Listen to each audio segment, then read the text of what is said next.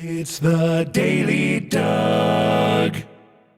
Hey y'all, welcome back to the Daily Doug. Thanks for being with me today. My friends, I have an exciting episode. I'm really happy to share this with you. Recently, I got the opportunity to chat with guitarist extraordinaire Steve Hackett. And in our interview, which lasted about 30 minutes, we discussed his new album, The Circus and the Nightwhale. It is being released this Friday, February 16th. We got into a lot of his process and thoughts behind this album. It's an autobiographical concept album, and I've listened to the whole thing. It's very special, and I really enjoyed chatting with Steve about this new album and the tour that he is about to embark on. So I am happy to share my conversation with Steve Hackett. Hi there, Steve. Thanks for joining me on the Daily Doug. It's the Daily Doug Day here. It's Steve Hackett Day here on the Daily Doug because I've got all my Steve Hackett albums out behind me. I don't know if you can I see recognize. I see that stuff. Yes, those. yes, I yes, see. yes. So some that you've played on: Wind and Wuthering, Selling England by the Yeah, Pound, Trick of the Tail. There's Spectral Mornings, Voyage of the yeah, Acolyte, and I got to tell you, this one, yeah. the Genesis Revisited, an orchestra With the live. orchestra. It's Yes. amazing, Steve. I Yeah, absolutely yeah, love that package. yeah. That was an interesting time at the Royal Festival Hall, if I remember correctly. Uh That's the huh. one. And yeah, that was very interesting. All of that. Yes, Wonderful. absolutely. So I enjoy your music, and I'm excited to chat with you. Cheers. We are here because your new album, The Circus and the Nightwhale, is being released this Friday, February 16th, and the latest single that is from the album is Wherever You Are. And I have listened to it, I have watched the video, and I think it's quite appropriate for us to talk about today because we're Right. talking on Valentine's Day. How about that? Indeed. Absolutely. Yeah, yeah. That You that sounds say good to me. you say that the song is one of love triumphing over all and that it can shatter the chains of the physical world. Talk about this full circle aspect, an obvious spiritual Yeah, connection for you with this track. yeah. That's. I just happened to be looking at my wife Jo one Hmm. day, and her eyes looked absolutely beautiful. And there's something that happens when you're in love. You lose yourself in the other person, and Hmm. she's so very sweet and has been my guiding light for a long time now. But I had this idea that I believe in a spiritual dimension. I've had Hmm. connections with it, all sorts of hard evidence for continued life, as it were. And I just wondered, could you do something that was a cross between a love song and a rock song, and with the idea that perhaps, just maybe, when I get to shuffle off this mortal coil, is Hmm. there a future for the two of us? Hmm. Um, some might say, well, that's a romantic notion too far, but then I'm not I'm not a religious guy. Hmm. I don't believe in the dogma of all of that. I'm Sure. prepared to take on board philosophical aspects of things that the great teachers have told us over time. Yeah. But yeah, I believe there's a spiritual um, Dimension. dimension, Yeah. and There's that song has a sort. It's a love song, rock song, and with a spiritual question mark against it as to what happens next, assuming there's a next. hmm. Well, there's a lovely picture of you and Joe at the end of the video, as I recall. And Yeah, and it's towards the end of the album. It's the next to last song, and it's a that's right. concept album. So where does Wherever Yeah. You Are fit into the album's concept and story? Well, to be honest, it was the first track that was recorded, Hmm. and I wanted it to be the opening track. But then we were talking about making an album that was as autobiographical as possible, but also having the possibility of heading off into realms that one couldn't have experienced. Hmm. In other words, um, borrowing from some of the great epic journeys. Um, So right at the end, it's something. It was the Meenakshi temple in India, um, and when you're outside looking at the stuff, I mean, it looks like something out of Sergeant Pepper. And indeed, when you look at the ceiling rows and those, I think those circular things in color, it's Yeah. very much got the look of 60s pop art, all of that. Right. And the temples were such celebrations of extraordinary things. We saw a lot of temples when we were in India. Some of them all hewn out of one piece of rock. I don't know how the Indians managed to do that, but Wow. some of the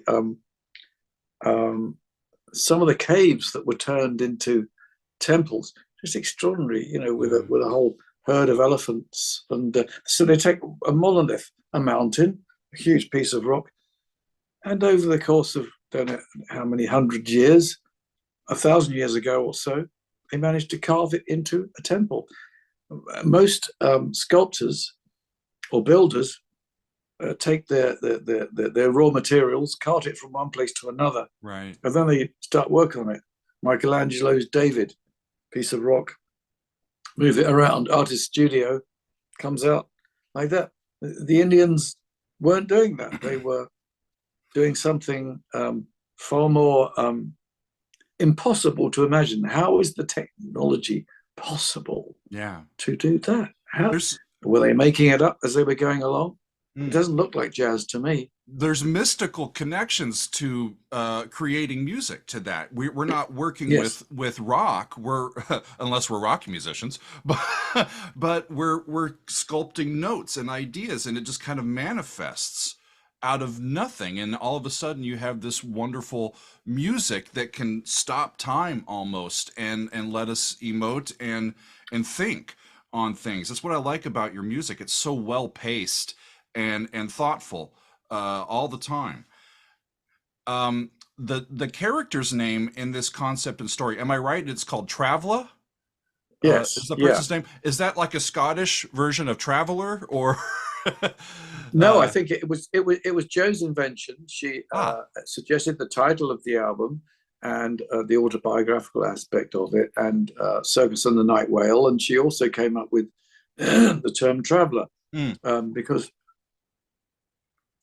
we were talking about the idea that when you're a child, when you're a babe, you grow up and you seem to become different things. And I think as a couple, when you start to grow, you start to become each other. And I know that Star Trek has got this sort of stuff down very often, the idea of, the massive contradictions that makes up a human being. That thing has always intrigued me, that we're a mixture of psychic units that are sometimes at war with each other, but eventually it coalesces into something. I have to start quoting Jung now with his idea of individuation, the useless acorn that becomes the useless oak tree that takes 100 years to grow, etc., etc. And perhaps indeed, if we're being philosophical, perhaps this life is a rehearsal for what comes next. For sure. Who knows? But who knows? We're plenty of things we're proud of and ashamed of in equal measure. Right. So it's autobiographical. So are you embodying this character, Travela, as we go through the album? It is and it isn't. So okay. I think I'm breezing in and out of that. The Travela gets to do things that I can't possibly do. To be part of the circus that's swallowed by the whale, that is a dreamlike image that, again, Jo dreamt up, and our friend Denise Marsh put into effect. Wonderful. And that was, rather lovely. And if you see it, the vinyl copy, it's very big, and you get a big whale's mouth, and it looks a bit like this, but really, really big coming at you. There you go. So that's circus mouth. Yeah, stay away from the whale. It'll swallow you up. Yeah, that's it. Yeah. Well, I'm convinced. Well, as a composer myself, I'm trained as a composer academically. I'm often interested in discussing process. So, Yes. with your music, do you find yourself writing riffs and melodies and chord progressions first, or do you find yourself working out story and perspective and psychology and lyrics first, or does that kind of go in tandem with you? Talk about your process a little bit. Okay. Well, for example, when I was working with one or two of Joe's ideas, Hmm. because I do write lyrics myself, obviously, but because I've incorporated more and more of her ideas into what we do. For instance, one album ago, Surrender of Silence, Hmm. there's a track on that album called Natalia. Now, that was the kind of the flagship track as far as I was concerned. Russian theme, the idea of a Russian every woman Sure. at various stages in history who dies at the end of each verse. And we've got four verses. And it's a little bit like They Killed Kenny at the end of South Park. She dies in every scene, as Hmm. it were. Either she's burnt as a witch by the church, or she's poisoned because she's fallen foul of the political authorities, Hmm. etc., etc. And so she gave me this whole story. And then we needed to dream up a name, and we both liked the name Natalia. Um, I felt that that could be sung. I could get behind that. But the penny didn't really drop Hmm. as to how to bring this, how to make it musical. We didn't have, there was not a note of music written originally. Sure. And I one day I was watching TV, and I heard something that sounded a little bit like Prokofiev, and I suddenly thought, if we were to do it in the style of Russian orchestration, first Hmm. of all with Prokofiev style, the way you get one chord following another and seeming to change key, the sort of juxtaposition that's Sure. part and parcel of one of his most famous balletic sequences. Right. It just had that weight and severity. It could have been Prokofiev. Um, then the chorus owed something to Tchaikovsky, Hmm. the use of I'm trying to remember what the chords are, but there's probably Ha. a first inversion chord, and Right. then um, a chord that you get a seventh in the bass, which is common to Bach and Right. and Tchaikovsky and Yeah. all of that. Um, so the chorus was couched in more Tchaikovskyan orchestration and choir. Fascinating. Fascinating.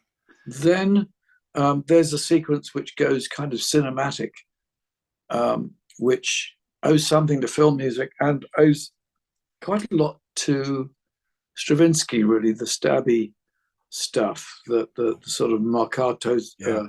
staccato type stuff. I can't remember all the various terms, but when they're hitting the bows with, Oh yeah. or the back of the, Oh, coleño is the term for that. that's it, that's it. Okay, With the wood, with and the of wood part course of the bow. we used a sample there. We didn't have real instruments. We Okay. were using sample, single note sample, um, and single note sample of drums that sounded far more cinematic than rock. So the only Fascinating. rock instrument that's really in there is the guitar. Okay. But you know, there's quite a long time before the guitar makes an appearance on that. It was going to be the opening track on the album. I thought people might get annoyed with the fact that I haven't hurtled in with guitar. By the time guitar arrives, it's doing tapping and doing something that is metallic and Sure. fast. So you've got that blurry quality Right. of tapping. Tapping is fretboard impersonating keyboard. Right. Right. All of those Both. I'm elements. not. Well, the hands are kind of up, and I So, can't. I'm not a so guitar player. So. right, and neither am I a keyboard player. But Right. um, uh, as I say, it took about 6 months for the penny to drop about Wow. how to bring that lyric to life.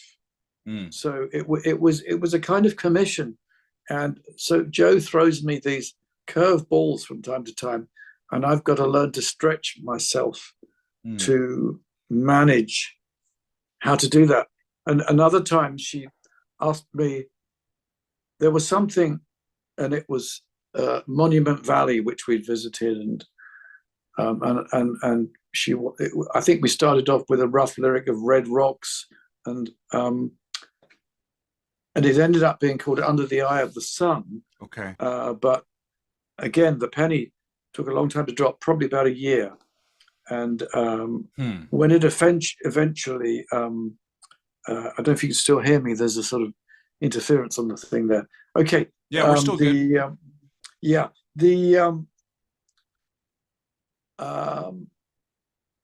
I had the idea of an imaginary film where if you could take those extraordinary things in Monument Valley and see how over millennia those things have been created from the bottom of the ocean with soil and wind erosion, if you could see a sped up film of that was what I was trying to find the soundtrack for. Okay. So it's a track that hurtles along.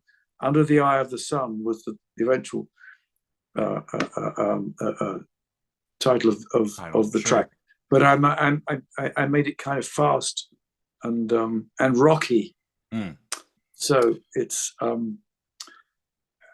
that's it. You know, those were the two most difficult ones. Yeah. I've done. Not a note written beforehand, and it was daunting at first. And then suddenly I thought, you don't have to be literal. Just because there's stasis physically, it doesn't mean to say you have to have or approach it with musical stasis. Sure. How's that?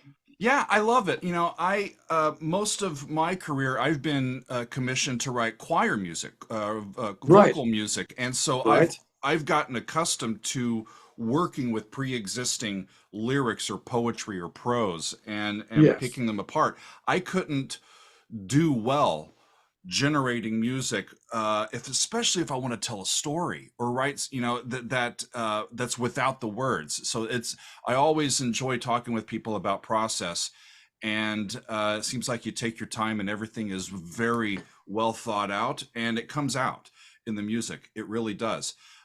With this latest album, The Circus and the Nightwhale, did you and the band get to track together live, or was this something kind of like still in lockdown where everybody is far flung around the world? Well, the album started about 2 years ago, so that was post-lockdown. Okay. We recorded some drums live at theatres when there was time left over at sound checks. Many of the drum tracks were recorded like that. In fact, I think all of the Craig Blundell stuff was, or 90% of it was from live shows, or rather from live venues. Okay, cool. Because time was running away, and we started off with a computer sketch, and we were adding humans later on. You see, I find it very difficult to be in a room with people, and I haven't quite made up my mind about how the song is going to go. I know that I work on paper a lot, because that's the most unforgiving medium, as I suspect you do yourself. Sure. And if the music still speaks to you on the page, whether it's conventional notation or your own form of it, as I employ, you can still make it work. And you think, oh well, this is a memorable theme. I get a lot of ideas. I write down thousands of ideas, and only a few of them really surface. So, like John Lennon said, you have ideas, you join them up later. That's the way they worked. One always assumed in the very early days that, you know, the Beatles wrote something from A to B, but actually you probably start with Z, and Z flat demolished, and with me from there. The beginning of a song or a piece is often the very last thing that gets written. There you go. Very often it might be an afterthought, and yet you think, no, it's a very nice way of bringing in the tune. I had one called Those Golden Wings, and again, it was I kept dreaming of this Tchaikovsky thing where at the beginning of some of the ballets, you get the feeling of being enlightened because the music seems to be just doing this. It seems to be giving wings to Absolutely. the stuff that you're going to watch. So I thought, yes, I could give it wings. Hmm. And when I first played it to my brother, he said, "This sounds like Tchaikovsky." And I was using the guitar like a harp, Yeah. doing those consecutive thirds that he was pilloried for back in the day of the famous piano concerto. And I did that, but it might as well have been a harp played very, very lightly, just to skip, not to pound, but just to do that. It's another one of my favorite fronts. Interesting, you're working for choirs, very, very, very good. Writing for choral stuff, very interesting. You almost have to be a psychologist to write for choirs because they don't have a string to pluck or hit. You know, Right. you've got to all sort of keep it, but you know, relative to your head. And so it's like, what Yes. can I write that makes sense for the vocal line to do next, and Yes. building it all together. And it's really fascinating to hear you talk about playing your guitar in many different styles and ways and comparing it to classical stuff. As I've gotten going, the whole thing about my channel is that I've been a classical guy for a couple of decades, and I've neglected all of this rock and roll. And so I've realized that there's very many rock and roll, serious rock and roll, popular musicians that draw many ideas from classical rap that the snobs among us were like, no, this is all music, right? But it's there for the taking, and it's powerful, and it comes out. It really does. Well, it's classical music is very much part of it, isn't it? It's very often I find myself writing in a classical style, and I figure it's acceptable when I hear stuff like Grieg, the Holberg Suite, and I think, you know, he's writing in an earlier time. The idea, and Respighi, they're you know, they're not being contemporary in their own lifetimes. They're looking back at perhaps, you know, a period of Baroque, especially in Respighi's case. But then he's modern too, and the idea of music as a time machine is very appealing. Whatever genre you're working in, it seems to me that classical doesn't have to be a dirty word with all of that. It should be perfectly acceptable. Sure. Great. You are getting ready to come to the United States. You've got the conclusion of your Foxtrot at 50 and Hackett's Highlights tour. You're also going to be appearing on Cruise to the Edge, which sadly I won't be able to be on this time. But I saw this. This is really cool. In a poll of Cruise attendees, Steve Hackett led the voting for the top must-see artist or band. Yeah, and funny that, you know, what's I'm it not like the to have headliner with that.